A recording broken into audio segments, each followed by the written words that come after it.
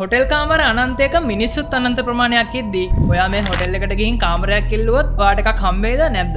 ඔව් මේ තමයි අනන්තය කියන ප්‍රශ්නේ තේරුම් කරපු හිල්බර්ට්ගේ හොටෙල් එකේ පැරඩොක්ස් එක. ඔව් මේක හරි ප්‍රාථමික ප්‍රශ්නයක් වගේ පෙනුනට මේක ගණිතයේ එන ප්‍රසිද්ධ පැරඩොක්ස් එකක්. 1920 දශකයේදී ඩේවිඩ් හිල්බර්ට් කියන ජර්මන් ගණිතඥයා මේ වගේ දෙයක් කියනවා. අපි ඉස්සරම මේ අනන්තය කියන්නේ මොකක්ද කියලා බලමු. හිතන්න ඔයා හොටෙල් එකකට යනවා. මේ හොටෙල් එකේ තියෙනවා කාමර 100ක්. මේ කාමර 100ෙම අනිවාර්යයෙන්ම එක්කෙනෙක් හරි ඉන්නවා.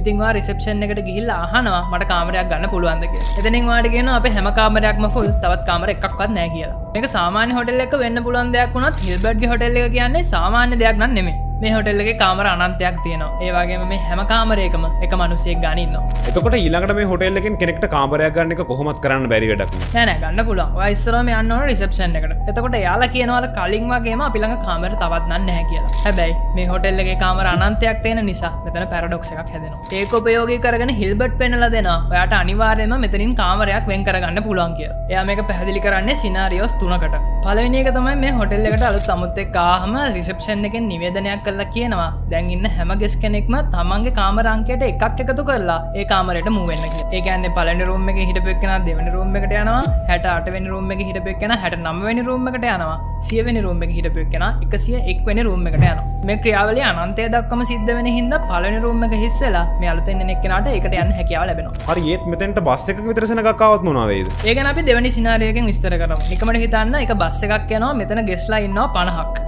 එතකොට රිසෙප්ෂන් එකෙන් කියනවා හැමෝම ඔයාලගේ කාමර අංකයට 50ක් එකතු කරලා ඒ කාමරයට මාරු වෙන්න කියලා. ඒ කියන්නේ පළවෙනි රූම් එකේ ඉන්න එක්කෙනා 51 වෙනි රූම් එකට යනවා, 100 වෙනි රූම් එකේ ඉන්න එක්කෙනා 150 වෙනි රූම් එකට යනවා. එතකොට පළවෙනි රූම් එකේ ඉඳලා 50 වෙනි රූම් එකට යනකම් හැම එකක්ම හිස් වෙලා අලුතෙන් එන අයට එතන ඉන්න chance එක හම්බ වෙනවා. හරි එතකොට හැම ප්‍රශ්නයක්ම විසඳෙනවා වගේ පේනවා.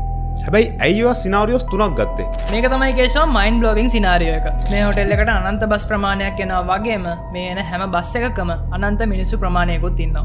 ඒ කියන්නේ පළවෙනි බස් එකෙත් මිනිස්සු අනන්ත ප්‍රමාණයක් ඉන්නවා, 100 වෙනි බස් එකෙත් මිනිස්සු අනන්ත ප්‍රමාණයක් ඉන්නවා. අපිට මේක උඩින් බැලුවම තේරෙනවා මේ හැම කෙනෙක්ටම කාමර දෙන්න හැකියාවක් නැති වෙන්න ඕනේ කියලා.